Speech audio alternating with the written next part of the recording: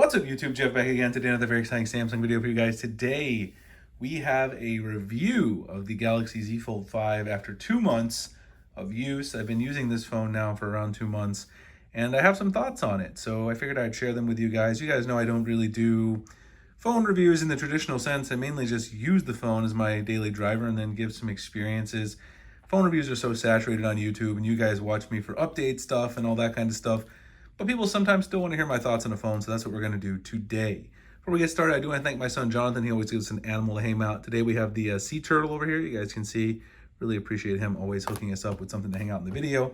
I also want to remind you guys that if you are interested in learning how to develop games, so you do a lot of gaming on your mobile phone, you're interested in gaming, my sponsors over at SNHU, which is Southern New Hampshire University, they can help you out with the Game Programming and Development bachelor's degree.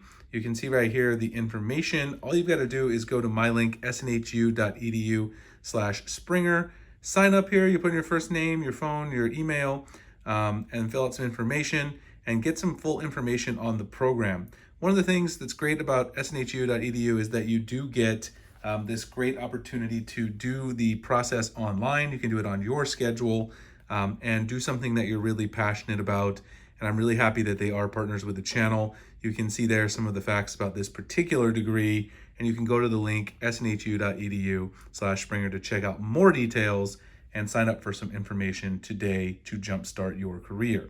We do appreciate them for being sponsors on the channel. Okay, so let's go ahead and take a look at today's video. We're going to get into this review. So I've been using this phone now, like I said, almost 2 months. And I just want to talk about it and how it compares, of course, to, you guys know what my favorite phone is. I mean, there's no secret on this channel. I use the S23 Ultra. This is my primary device, and before I got the Fold, and it's going to be my primary device afterwards. But let me tell you what I like about the Fold first, and then we'll get into what I kind of miss about my S23 Ultra. So first of all, Samsung improved the hinge quite a lot with the Z Fold 5. That was one of the things they talked a lot about, the improvement of the hinge. Not only made it thinner, so it actually closes completely flat here, as you can see. There's no more of that weird angle on the side when you close your Z Fold, but it also makes it smoother when you open it and close it on a day-to-day basis.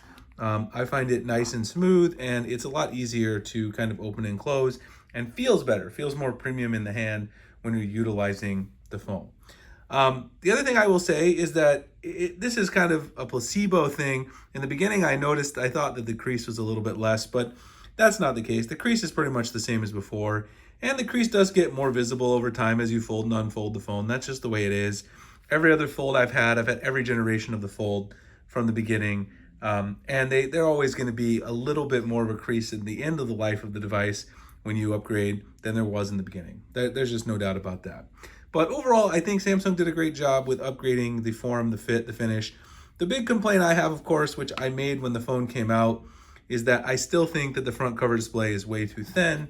Again, compare it to the width of the S23 Ultra, which is my daily driving phone. It's really difficult for me personally to type very fluidly and very accurately on this front display when I'm answering emails and stuff on the go. Now, obviously, when I'm at home or when I'm sitting here in the office, I unfold it, and it's really easy to do a lot of multitasking, do work, and answer emails. But since I do work as a university professor, I'm often between classes and stuff, walking around campus, I cannot have this unfolded looking down at it while I'm walking around trying to answer emails from students. It's going to be closed like this while I'm walking, and I do find it just to be too narrow. That's just a personal opinion. Once Samsung makes the cover display wider, that's when there's really going to be a debate about whether or not I could use it as my daily driver. And that's when I might actually decide to switch from the S series to the Fold series full time. Now, the other thing I like about this phone is the battery life did improve, and I think that's a lot to do with the processor. The upgrade to the new Snapdragon chip makes it a lot more efficient, less overheating when I'm gaming, when I'm multitasking. This phone really does get solid battery life. In fact, probably a little bit better battery life than my S23 Ultra. Of course, I am running the One UI 6.0 beta over on the S23 Ultra, so that's affected somewhat of the battery life picture there. But I've been getting around 5.5 hours screen on time, pretty solid, mainly using the inner display because, like I said, where do I use this the most? I use it when I'm sitting here in the office, watching a lot of YouTube, or when I'm at home, browsing the internet while I'm also watching TV at night. So that is certainly a place where they've improved as well. Battery life has gotten a lot better. The other thing I will say is another disappointing aspect for me is the camera. So another reason why I feel like there's a deficit between my S23 Ultra and the Fold is because even though the camera on here is okay, the camera on the Fold is not nearly as good as what you get on the S-line devices. So if you're a camera person, if you really care about having the best camera, you're not getting that with the Fold. Now, is it decent? Is it good enough to take pictures on a day-to-day basis?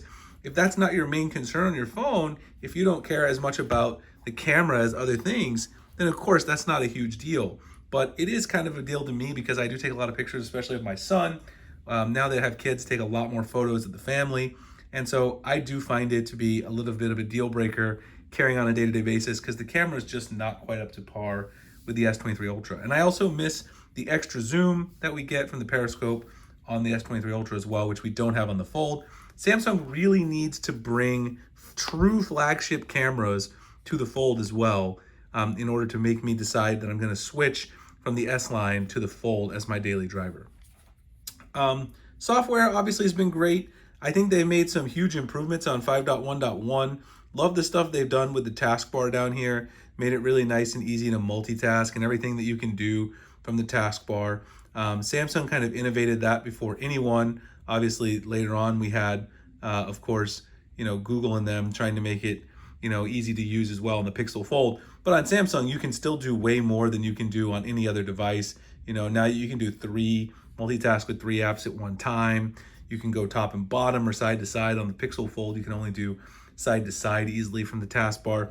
It's a lot nicer. Samsung software is definitely top notch, top level. There's absolutely no doubt about that at the end of the day. And that's what I really do like about what they've done here. Another thing that I will say about the Fold is that as a cohesive device, if you want a big tablet style device and you don't mind using it in a day-to-day basis and the front cover screen doesn't bother you, it really is the best overall phone you can get as long as the camera isn't that big of a deal. While I'm talking about things that I miss from the S23 Ultra, I hate to keep bringing these up, but the other thing I miss is also the integrated S Pen, which of course we know the Fold still doesn't have. Yes, I can carry around the Fold Edition S Pen or the S Pen Pro, but I have to carry that in a separate case in my pocket.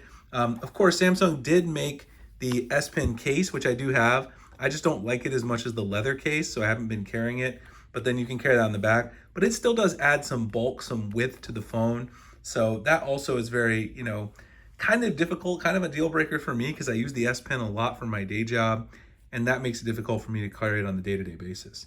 So overall, of course, tiny upgrades. If you have a Z Fold 4, there's really no reason to buy this phone. I think everyone's come to that consensus. But if you never had a Fold or you're upgrading from a Fold 3 or Fold 2, the new design and the new hinge does make it a really nice experience. Battery life is improved, so are thermals.